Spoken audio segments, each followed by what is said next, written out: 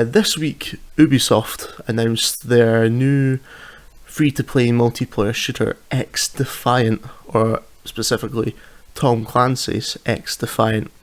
For those of you who don't know, it's basically going to be a free-to-play shooter that mashes up various factions from the Tom Clancy Ubisoft IPs. There's a faction from The Division, there's a faction from Splinter Cell, a faction from Ghost Recon, I believe. Now, to be perfectly honest, it doesn't appeal to me. It just seems like another Call of Duty style multiplayer shooter, and from as far as I can tell, it's intended to be a COD killer, it's essentially. But based on the tepid reception I was seeing online at the time, that's probably going to be a pretty high bar to reach. The biggest confusion I think I've seen from a lot of people was, okay, but where's our new Splinter Cell game? I think a lot of people wanted a new Splinter Cell game for a long time, and even when they put Sam Fisher into Ghost Recon Breakpoint, everyone's just like, okay, this is good, but where's our new Splinter Cell game? And I am very much in that camp, you know. When we live in an age where the new Hitman revival trilogy from IO Interactive really hit the nail on the head as to what a stealth assassination style game can be, it honestly feels like money on the table at this point. But que sera, Ubisoft are going the live service route, fair play.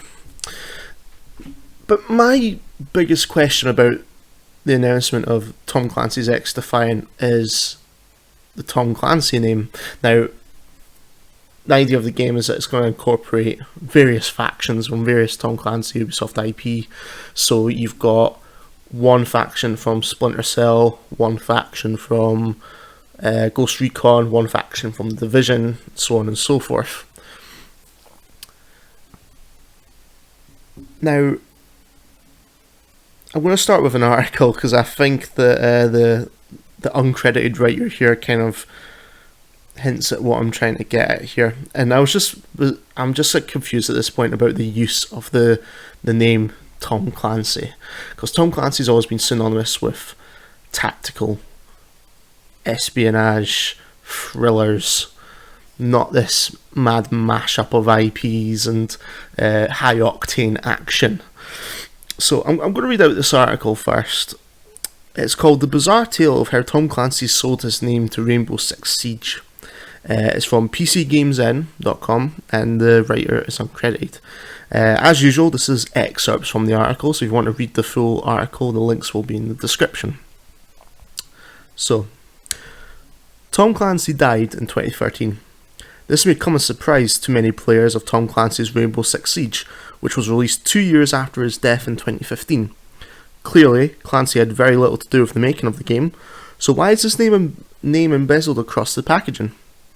For a generation of gamers, Tom Clancy's name is synonymous with Ubisoft and a certain brand of military shooter. Many young players may not even know that he was also a phenomenally successful author, selling around 100 million books in his lifetime. Instead, there's no shortage of people asking, who is Tom Clancy on the internet? Tom Clancy released his debut novel, The Hunt for Red October, in 1984. He wrote it in his spare time while working for an insurance agency, and he was 37 when it was released to great acclaim and phenomenal success. It ended up selling well over 2 million copies. So started Clancy's career of penning best-selling military thrillers, lauded for their technical detail and top plotlines. The first video game based on Tom Clancy's works was released in 1987, a submarine simulator for PC that was adapted from The Hunt from Red October. It was heralded as the start of an extremely long lineage of Tom Clancy games that would extend far beyond the author's untimely death from suspected heart failure at the age of 66. Following further reports of The Hunt of Red October and the release of another submarine sim, Red Storm Rising, based on the same novel of the same name, Tom Clancy co-founded game developers Red Storm Entertainment, along with Royal Navy Captain Doug Littlejohns and game producer Steve Reed. The company released Tom Clancy's Rainbow Six in 1998, a tactical shooter based on the Rainbow Six novel, in which a multinational counter-terrorism team is deployed around the world. It received a rapturous reception from the press, and though not technically the first tactical shooter, it revolutionised the genre and spawned many imitators. So far so good, but then Ubisoft stepped in, bringing us one step closer to the phantom influence of Tom Clancy. The French company bought Red Storm Entertainment in 2000 and oversaw the release of around half a dozen Rainbow Six games over the next 8 years, with later titles being developed by other Ubisoft studios such as Ubisoft Montreal. Red Storm Entertainment, meanwhile, created several tactical shooters under the Tom Clancy's Ghost Recon.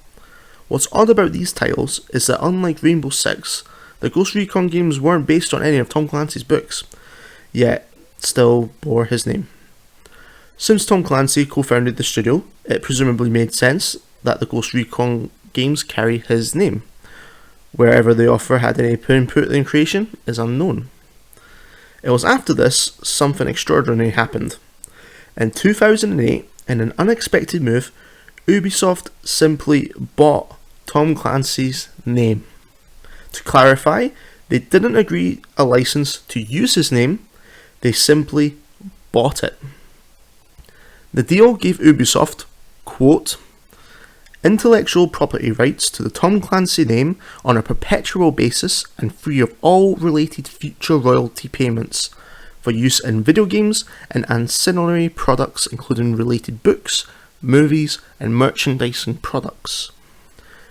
The precise terms of the deal have never been made publicly disclosed, but it appears that Clancy essentially gave up having any say about how his name would be used and forfeited any future royalty payments he might have gained from it, all for a sum that is likely to have totaled multiple millions.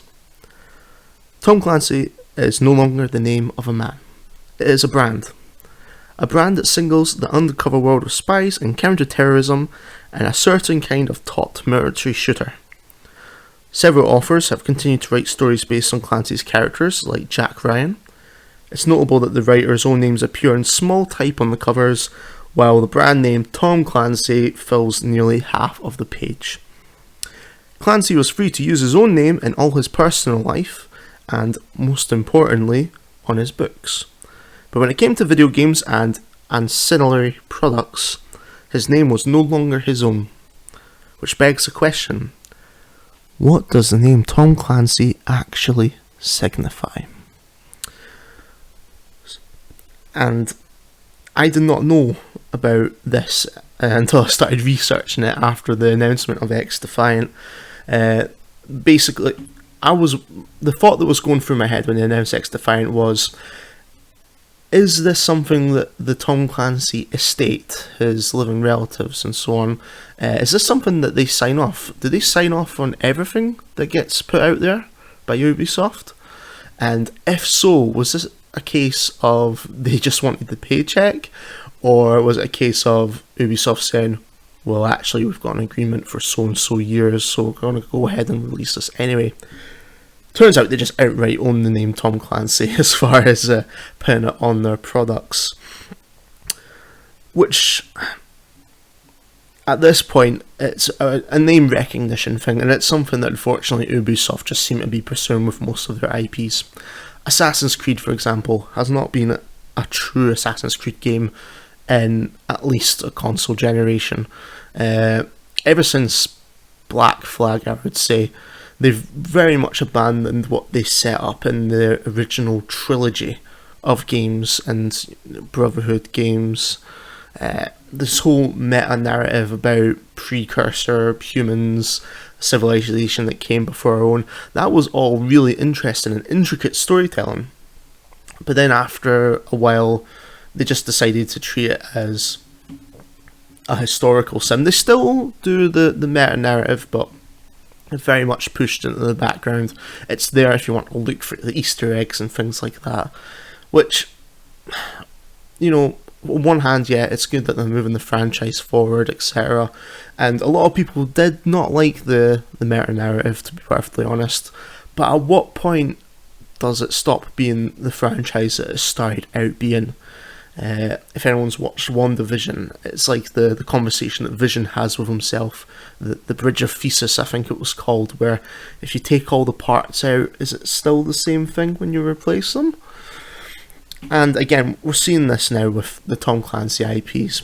You know, for a lot of aged gamers who go back to sort of the PS1, even a bit earlier, as the article lays out, the earlier games of Tom Clancy were in line with his works. They were not necessarily low key, but they weren't about the action. They were about the espionage and, you know, tactical military deployment. Whereas in recent games, it's kind of very much more gung ho. Now, I will point out that, as I said, this is an excerpt of an article, but it's more excerpted than I usually do. In fact, it's probably about only half the article. If you're interested, the link will be in the description below, because the uncredited writer goes a lot into about Tom Clancy himself and his politics. It kind of leans on the right wing side of things, being a man of military interest. That's not necessarily surprising. But I've left that out here because I just wanted to focus on the why. You know, I was very curious to know about how the Tom Clancy situation pans out, and I got my answer here, and I hope that if you didn't know beforehand that you do now. I really wish that the Tom Clancy IP, even just as a goodwill gesture to the long-term fans of the IP, would just release one game that's more low-key, stealth-like. I would be perfectly happy for them to take the recent free Hitman games, take that game cycle and reskin it with Splinter Cell. I would be perfectly fine with it at this point. At least that would be something. And they can monetize it if they wanted to. Extra levels, extra weapons, whatever Ubisoft needs to do to justify it. At this point, the Tom Clancy brand isn't really in line with what the Tom Clancy brand should be. It's just something to stick on the label so gamers go, ah, I recognise this name. Que sera, sera, I say again. But here we go.